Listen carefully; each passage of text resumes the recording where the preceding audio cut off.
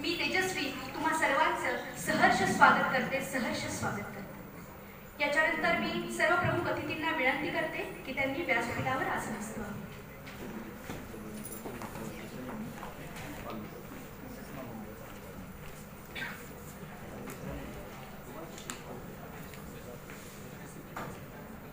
वसंत ऋतू येणार आहे हे कळते कोकिळेच्या गायनातून, वसंत ऋतू येणार आहे हे कळते कोकिळेच्या गायनातून, आणि कार्यक्रम कसा काय होणार आहे हे कळते कार्यक्रमाच्या प्रास्ताविकेतून। मी श्री अतुल देसाई सर, संपादक संगोपन यांना विनंती करते की त्यांनी आजच्या कार्यक्रमाची प्रास्ताविक करावी। धन्यवाद। खरं तर आजचा हा कार्यक्रम अत्यंत महत्त्वाचा आहे, पण त्याचबरोबर आपल्या सगळ्यांना कल्पना आहे की कोरोनाच्या या पार्श्वभूमीवरती आपण हा कार्यक्रम करतो आहोत, त्यामुळे मी सगळ्यांना विनंती करेन की आपण मास्क वापरावा। आजचा हा कार्यक्रम मुळात करत असताना म्हणजे थोड्या वेळापूर्वीच आमच्या एका कार्यक्रमाचं उद्घाटन करत असताना आजच्या कार्यक्रमाचे अध्यक्ष माननीय देशपांडे सर यांनी असा उल्लेख केला की समाजामध्ये ज्या काही चांगल्या गोष्टी होत असतात, वाईट गोष्टी होत असतात, सकारात्मक नकारात्मक सगळ्या गोष्टींचा कुठे ना कुठेतरी आढावा घेणं गरजेचं असतं। हाच धागा पकडून मी आजच्या माझ्या प्रास्ताविकाला सुरुवात करतो की या प्रास्ताविकामध्ये मला हा कार्यक्रम का आपण आयोजित केलेला आहे, त्या कार्यक्रमाचं स्वरूप काय आहे, हा थोडक्यात मला वर्णन करायचं आहे। मूळ मुद्दा हा आहे की समाजामध्ये ज्या काही चांगल्या सकारात्मक गोष्टी घडत असतात त्या गोष्टींचा उल्लेख करणं, त्या गोष्टींचं कौतुक करणं, गौरव करणं हा तितकाच महत्त्वाचा भाग आहे। मी सुरुवातीला आपल्या सगळ्यांना विनंती करेन की या ठिकाणी उपस्थित असणाऱ्या कोल्हापूर जिल्ह्यातील बाल न्याय मुलांची काळजी आणि संरक्षण अधिनियम 2015 अंतर्गत कार्यरत सर्व बालगृहांसाठी आपण जोरदार टाळ्या वाजवून त्यांचा आभार व्यक्त करतो। आपल्याला कल्पना आहे की गेल्या जवळपास 2 वर्षापासून कोरोनाचा खूप मोठा प्रभाव संपूर्ण जगभरात आहे। अशा परिस्थितीमध्ये वेगवेगळ्या ठिकाणी वेगवेगळ्या कोरोना योद्धांचा सत्कार करण्यात आलेला आहे।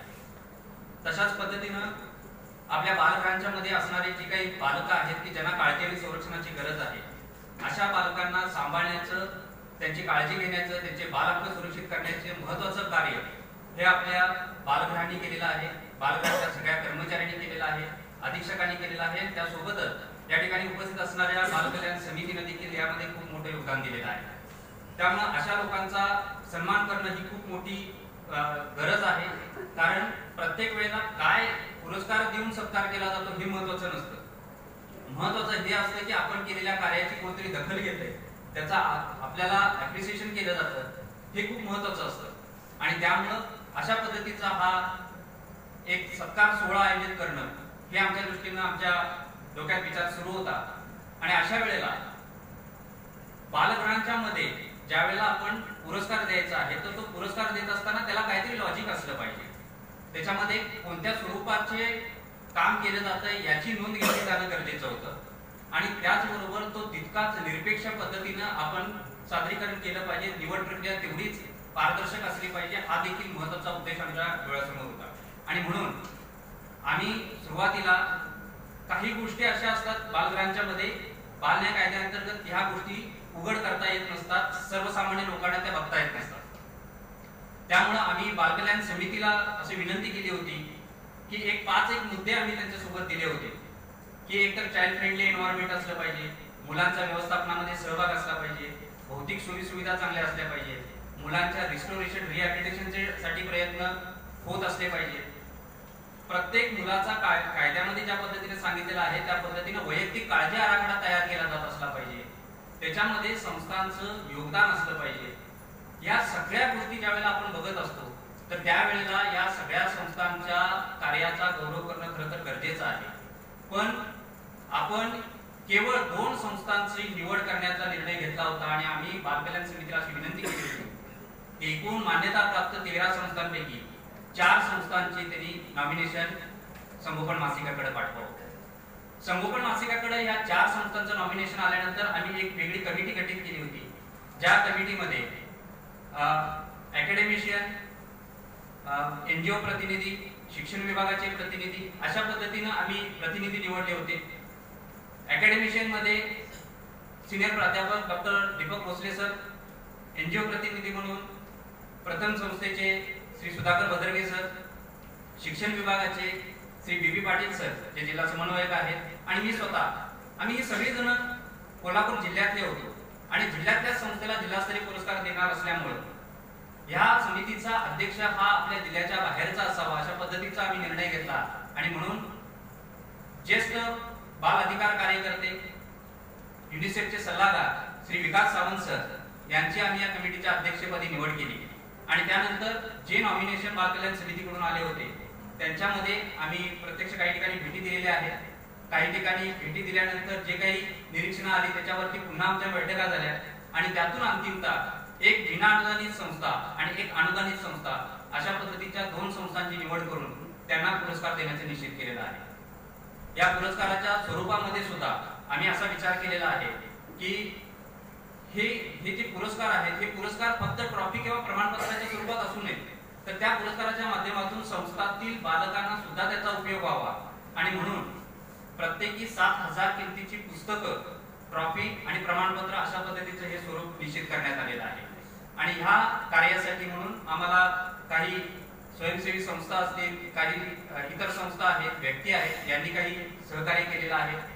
तर या सगळ्यांचा आभार व्यक्त करतो आणि आजचा हा पुरस्कार सोहळा होत असताना मी पहिल्यांदाच हे सांगतो की खरं तर आपल्या जिल्ह्यातल्या सगळ्या संस्था खूप चांगल्या पद्धतीने काम करत असतात. पुरस्कार देत असताना आपल्याला निवडक संस्था निवडून प्रत्येकी 2 संस्थांना आपण पुरस्कार देण्याचं निश्चित केलेला आहे. पण हा पुरस्कार खरं तर प्रातिनिधिक स्वरूपात आहे असं म्हणायला हरकत नाही. इतर संस्थांना त्यातून प्रेरणा मिळावी आणि पुढच्या वेळेला जर अशा पद्धतीचा निर्णय झाला तर त्यावेळेला इतर संस्थांचं देखील काम तितक्याच प्रभावीपणे समोर यावं अशा पद्धतीची आशा व्यक्त करतो आणि मी माझं प्रास्ताविक थांबवतो. धन्यवाद. धन्यवाद सर. वसंताविना सृष्टीला बहर तो कसला, वसंताविना सृष्टीला बहर तो कसला, फुलाविना बागेला बहर तो कसला आणि सत्काराविना कार्यक्रमाला उजाळा तो कसला. मी श्री अतुल देसाई सर, संपादक संगोपन मासिक यांना विनंती करते की आजच्या कार्यक्रमाचे अध्यक्ष न्यायमूर्ती पंकज देशपांडे, जिल्हा विधी सेवा प्राधिकरण कोल्हापूर यांचा सत्कार करावा. श्री अतुल देसाई सर.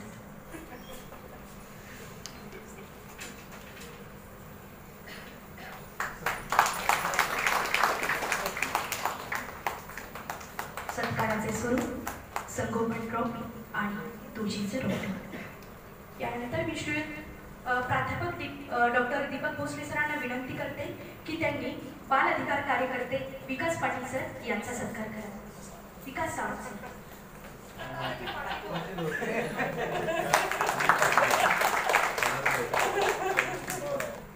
मी पुन्हा एकदा अतुल देसाई सरांना विनंती करते की मान्य श्री प्रताप उर्फ भैया, संचालक जिल्हा मध्यवर्ती सहकारी बँक यांचा सत्कार करावा.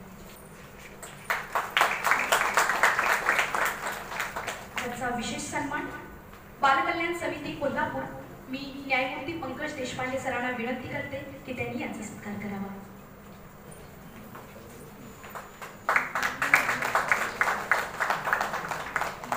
संगोपन पुरस्कार निवड समिती सदस्यांचा सन्मान प्रातिनिधिक स्वरूपात घेण्यात येत आहे. श्री सुधाकर बद्रगे सर, सदस्य संगोपन पुरस्कार निवड समिती. न्यायमूर्ती पंकज देशपांडे सरांना मी विनंती करते की त्यांनी श्री पी पाटील, सदस्य संगोपन पुरस्कार निवड समिती यांचा सत्कार करावा.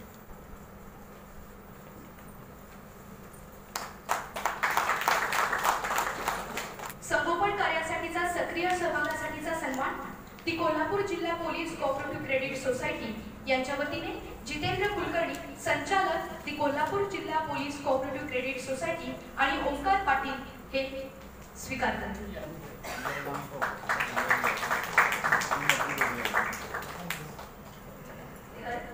कुमार शाहू कळकतेकर. मी विकास सावंत सरांना विनंती करते की त्यांनी या विद्यार्थ्याचा सत्कार करावा. सन्मानाचे स्वरूप तुळशीचं रोपटं आणि संगोपन.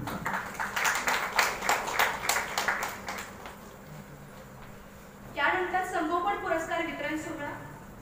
जिल्हास्तरीय विना अनुदानित प्रकारातील बालगृह अवनी संस्था संचलित अवनी बालगृह हणबरवाडी. मी न्यायमूर्ती पंकज देशपांडे सरांना विनंती करते की त्यांनी संगोपन पुरस्काराचं प्रदान करावं. संगोपन ट्रॉफी, 7,000ची पुस्तकं आणि प्रमाणपत्र. थँक्यू. दुसरा संगोपन पुरस्कार जिल्हास्तरीय अनुदानित प्रकारातील बालगृह दी कागल एज्युकेशन सोसायटी संचलित मुलांचे निरीक्षण गृह बालगृह कागल. मी मान्यवरांना विनंती करते की त्यांनी त्यांचं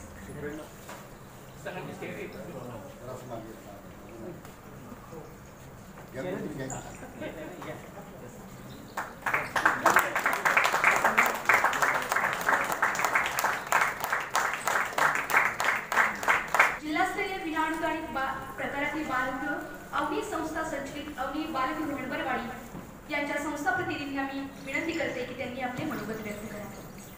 अवनी संस्था संचलित अवनी बालगृह हणबरवाडी.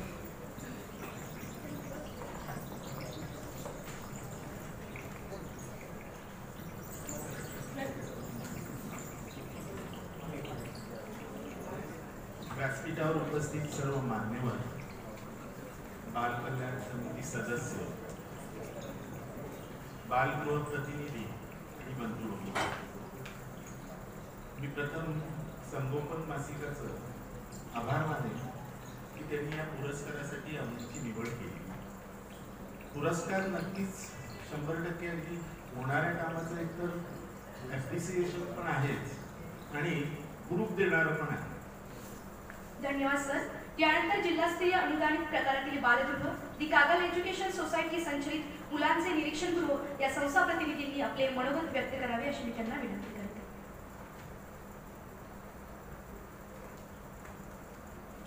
संगोपन पुरस्कार वितरण सोहळ्याच्या निमित्ताने आज सागरमध्ये या ठिकाणी जो आज कार्यक्रम ठेवला त्या कार्यक्रमाचे प्रमुख अतिथी आणि जिल्हा विधी सेवा प्राधिकरणचे सचिव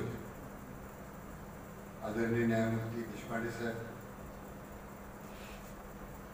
मुंबईहून आलेले महिला बाल कल्याण युनिसेफमध्ये काम करणारे आदरणीय विकास सावंत साहेब, सायबर महाविद्यालय जे सातत्याने अशा चळवळींना कायम प्रोत्साहन देतं आणि सातत्याने अशा गोष्टी पुढाकार करण्याची भूमिका घेणारे आदरणीय डॉक्टर भोसले सर आणि ज्या संगोपन पुरस्कार दिला संगोपन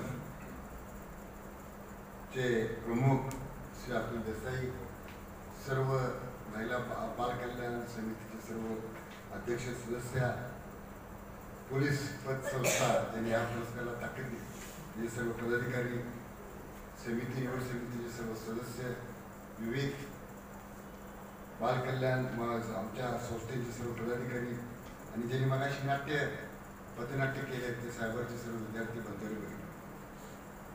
मी कागली सोसायटीचा प्रतिनिधी या ठिकाणी बोलतो आणि या ठिकाणी देशपांडे साहेब आहेत आणि विकास सावंत साहेब, अतुल देसाई यांच्यासमोर काही व्यथा मांडाव्या. त्या बाल चळवळीतल्या व्यथा मांडणे गरजेचं असं मला वाटलं.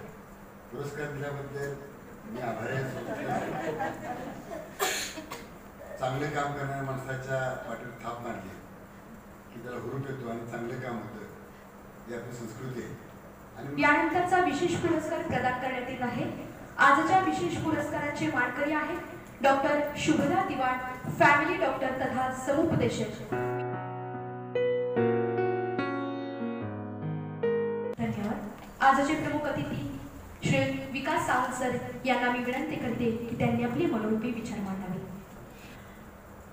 संगोपन पुरस्काराच्या अनुषंगाने थोडंसं बोलायचं गेलं तर मुळात पहिली महत्त्वाची गोष्ट म्हणजे या सगळ्या चळवळी, खरी ती चळवळ आहे आणि या सगळ्या चळवळीला एक चांगलं नाव अतुल देसाईंनी दिलं ते म्हणजे संगोपनाचं. आत्ताच्या एकंदर परिस्थितीमध्ये जर बघायला गेलं म्हणजे मी मागची 24-25 वर्षे या सगळ्या अधिकाराच्या क्षेत्रामध्ये काम करत असताना एक खंत कायमच जाणवते आहे की संगोपनाचा जो भाग आहे त्याच्यामध्ये अनंत अडचणी निर्माण होत चालल्या आहेत. मग ते संगोपन संस्थेमधल्या असणाऱ्या मुलांचा असो किंवा मग समाजामध्ये असणाऱ्या इतर मुलांचा असो किंवा काही असो, पण ह्या अनंत अडचणी ज्या आहेत या सगळ्यांच्या संगोपनाच्या अनुषंगाने आपण एकंदरीत कशा पद्धतीने मुलांच्या भवितव्याच्या दृष्टिकोनातून त्यांच्या बेस्ट इंटरेस्टच्या दृष्टिकोनातून काम करणार आहोत हे पाहून सुरू करावं आणि संगोपनाचा एक व्यापक अर्थ व्हावा, या अनुषंगाने अतुल देसाई सर यांनी संगोपन नावाचं मासिक सुरू केलं, ज्याच्यातून लिखाणातून चळवळ एक सुरू व्हावी असा एक उद्दिष्ट होता. गेली 2 वर्ष त्यांनी सातत्याने त्या मासिकामध्ये मुलांच्या संदर्भातील अनेक प्रश्न मांडत आलेले आहेत. सगळ्यात महत्त्वाची आणि चांगली गोष्ट आहे की म्हणजे महाराष्ट्राच्या कित्येक राज्यांमध्ये हे मासिक आजच्या घडीला पोहोचलेलं आहे. शिक्षण विभागाचे असतील, महिला बाल विकासाचे असतील, सामान्य लोक असतील, सगळ्यांपर्यंत हे मासिक चांगल्या पद्धतीने पोहोचतंय आणि त्याच्यामध्ये मुलांच्या संदर्भात असणाऱ्या अनेक विषयांना चांगल्या पद्धतीने मांडून त्यामधून एक जनजागृती म्हणा किंवा विचार करायला लावणं म्हणा हा एक भाग होतो.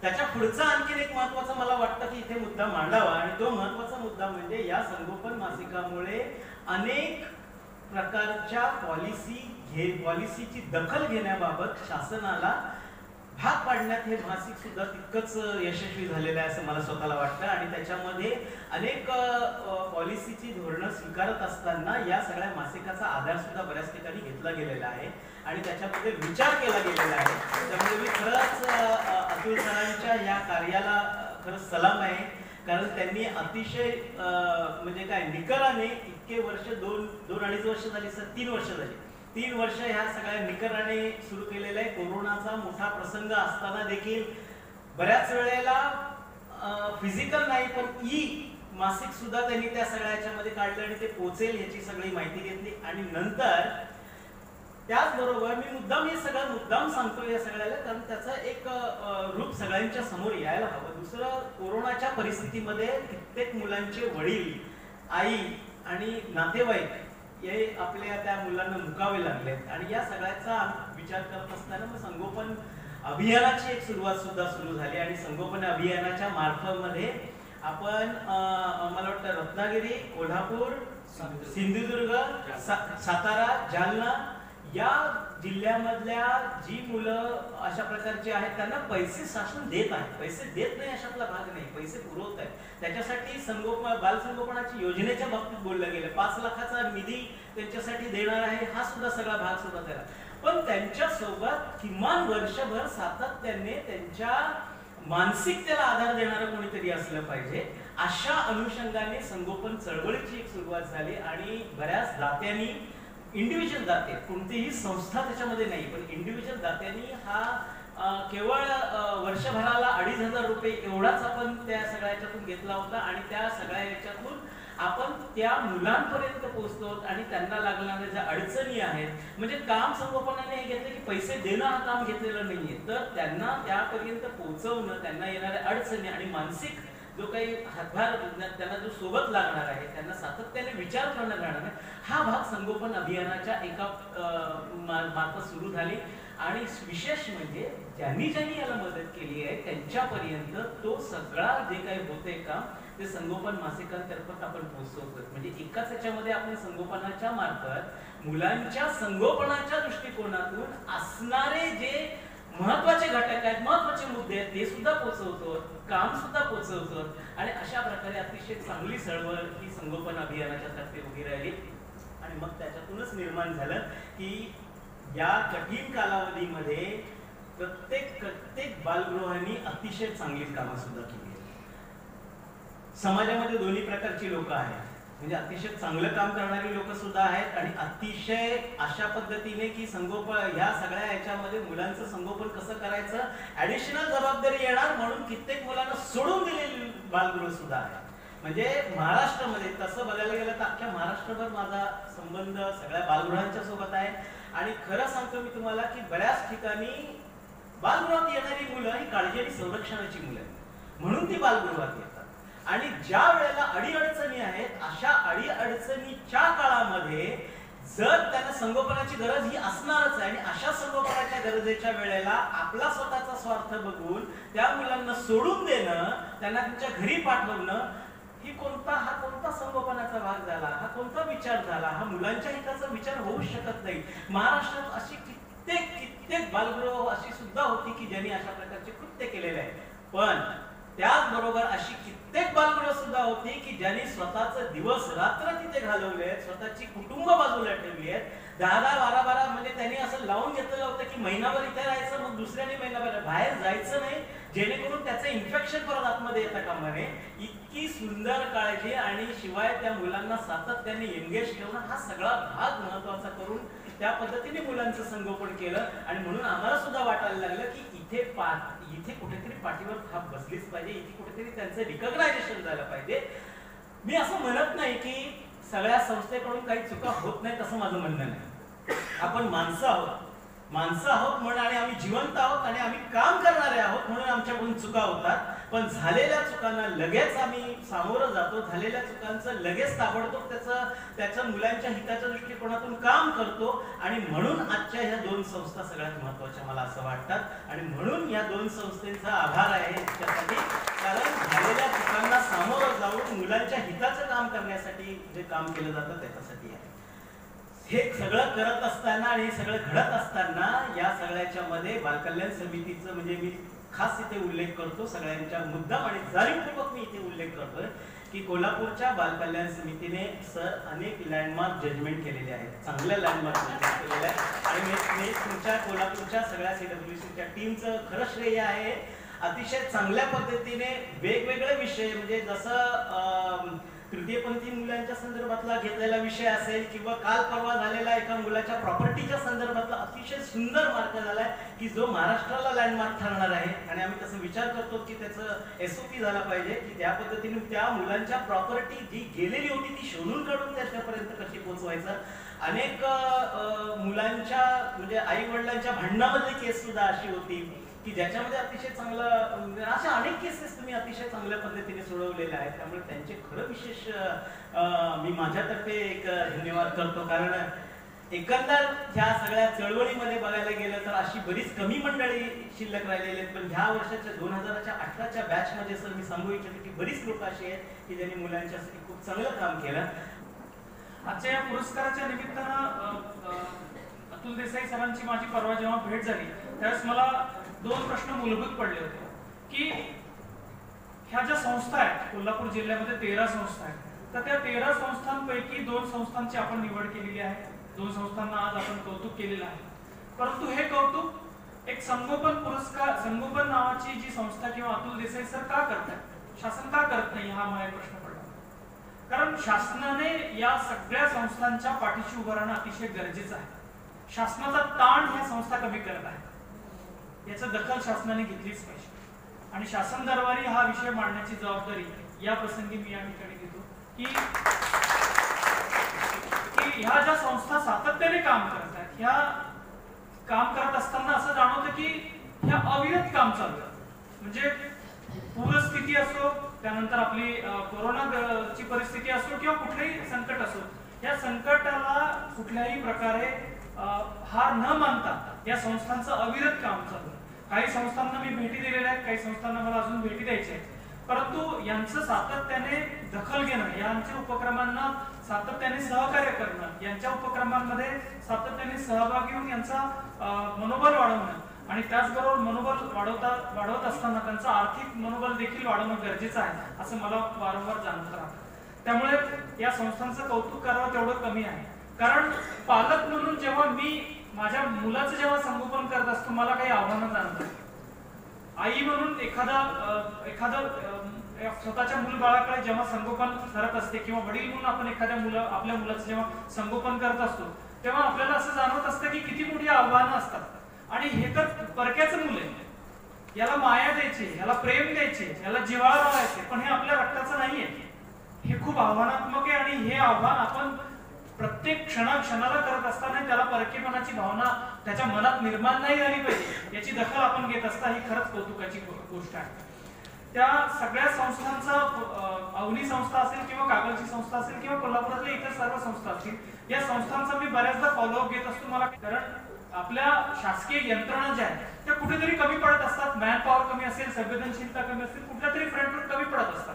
हे अतिशय रिअलिस्टिकली आपण पाहिलं पाहिजे. परंतु त्या सगळं असताना देखील त्या विक्टिमचं कुठेतरी नुकसान झालं नाही पाहिजे, विक्टिमच्या गोष्टींना डिले कुठून तरी झाला नाही पाहिजे याचा बद्दलची सातत्याने काळजी बालकल्याण समिती मार्फत बाल कल्याण समितीचं दोन प्रकारे काम चालताना मला दिसतं की एक तर child in need of care and protection यांच्याबद्दल तर चालूच आहे, पण ज्युवेनाईल जे आहेत त्यांच्याबद्दलचं सुद्धा संगोपनाकडे त्यांचं लक्ष असतं. आणि ज्या मुली विशेष करून पोक्सोच्या मुली येतात, 18 वर्षाखालच्या ज्या मुली येतात, विक्टिम ज्या असतात, त्या मुलींना समुपदेशन करणे, त्या मुलींचं गायडन्स करणे, त्या मुलींना सातत्याने त्यांच्याकडे लक्ष ठेवणे, त्यांचं पालकांचं समुपदेशन करणे हे खूप आव्हानाचं होत चाललेलं.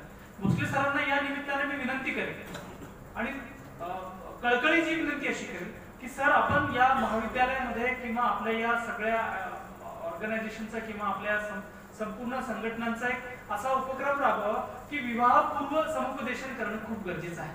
विवाहपूर्व समुपदेशन याच्यासाठी करणं गरजेचं आहे की आज 14 वर्षाची मुलगी 13 वर्षाची मुलगी विवाहाचा विचार करत आहे आणि इतक्या लवकर विवाहाचा विचार करून एक खूप मोठ्या काही फॅन्टसी डोक्यामध्ये भरलेल्या आहेत, कुठल्या तरी चित्रपटाचे संस्कार त्यांच्यावर झालेले आहेत आणि त्या संस्काराचा त्या आयुष्यामध्ये वापर करतात आणि कुठेतरी एका वेगळ्या वाटेला लागतात आणि नुकसान करून घेतात. विवाह इतकी काही विवाह ही संस्था जी आहे किंवा विवाह नावाची जी संकल्पना इतकी सहज आणि सोपी नाहीये.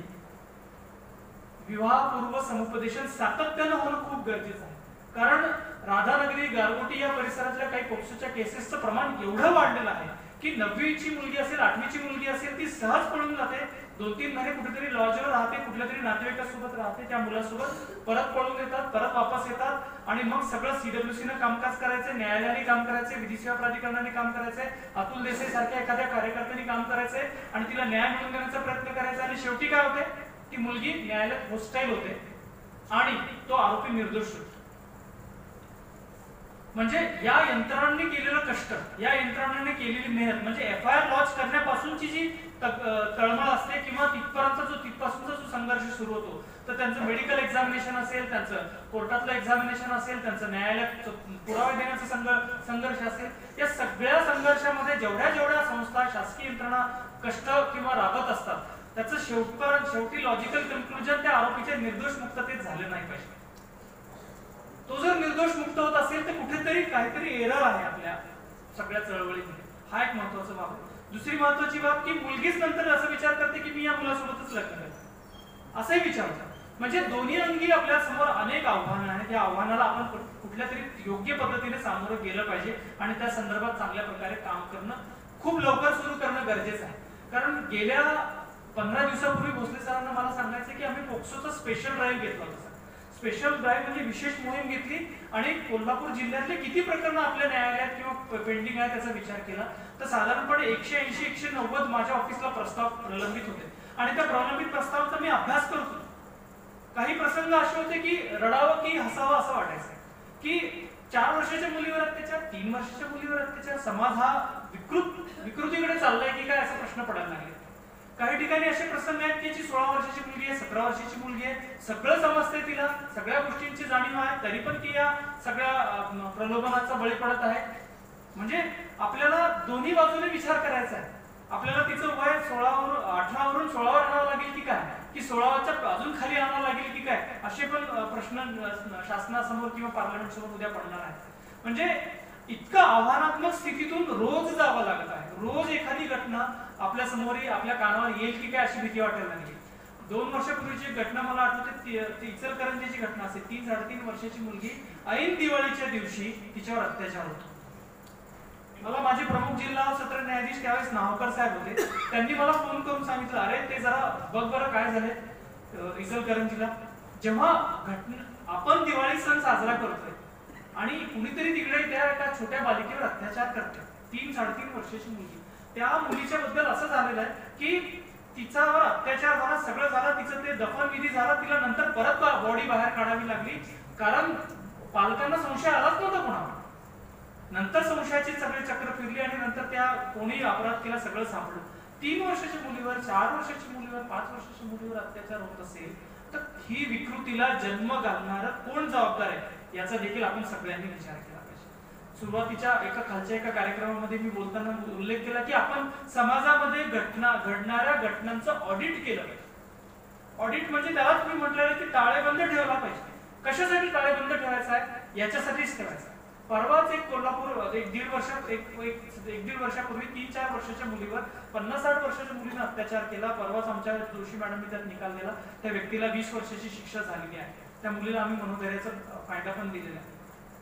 पण हे कौतुकास्पद नाहीये. 3 वर्षाच्या मुलीवर अत्याचार होतोय, न्यायालय शिक्षा देते, हे कौतुकास्पद नाहीये. ती घटनाच झाली नसती तर ही तर काहीतरी आपलं खरंच आपण काहीतरी चांगलं काम करत आहोत असं मला वाटतं. त्यामुळे ह्या सगळ्या विकृतींना जबाबदार असलेल्या यंत्रणा, जबाबदार असलेले घटक याच्यावर हल्ला आपण केला पाहिजे. मग कोण आहेत ही घटक?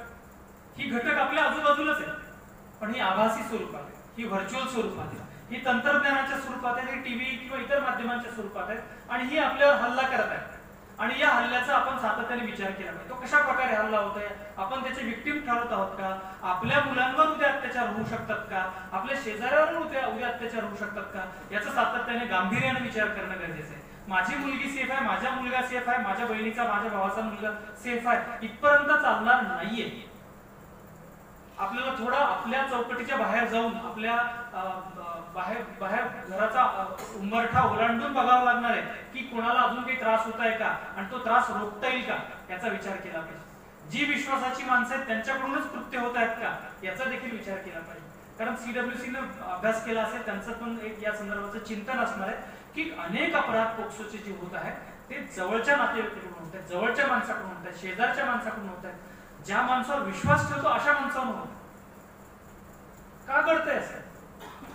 का विकृतीकडे वाटचाल चालू आहे आपली? म्हणजे एकीकडे खूप मोठी प्रगती करायची, देशाला आत्मनिर्भर व्हायचं, आणि दुसरीकडे ही समाजाचं विकृतीकरण जे चालू आहे त्याच्याकडे, त्या आव्हानाकडे दुर्लक्ष करायचं असं म्हणून चालणार नाही. आपल्या सगळ्या संघटना असतील, म्हणजे मासिकाच्या स्वरूपात असेल, CWCच्या कार्याच्या स्वरूपात असेल, किंवा एखादी संस्थेच्या स्वरूपात असेल, किंवा आपल्या वेगवेगळ्या ज्या अवनीसारख्या किंवा कागलच्या ज्या संस्था आहेत, ह्या संस्था असतील, ह्या संस्थांवर खूप मोठी जबाबदारी आहे. काय जबाबदारी?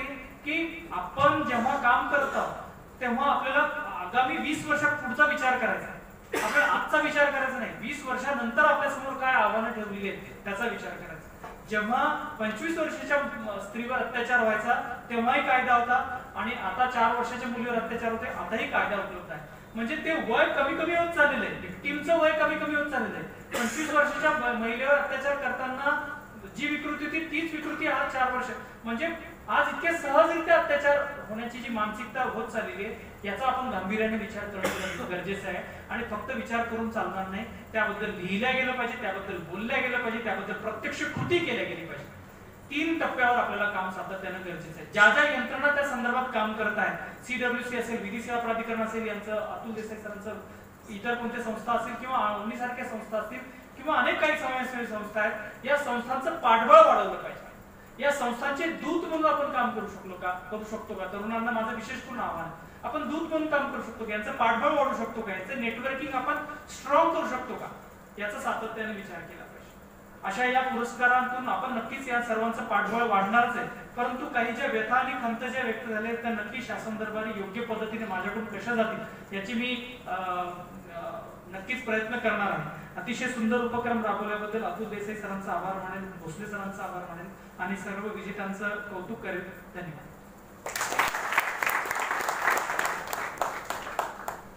धन्यवाद सर. यानंतर एका हसऱ्या खेळत्या व्यक्तिमत्वाचा पाहुण्यांचा सत्कार चुकून राहिला आहे. मी संभोगण मासिकाचे संचालक श्री उमेश पाठक यांना विनंती करते की त्यांनी प्राध्यापक doctor Deepak Bhosale sir, cyber महाविद्यालय कोल्हापूर यांचा सत्कार करावा.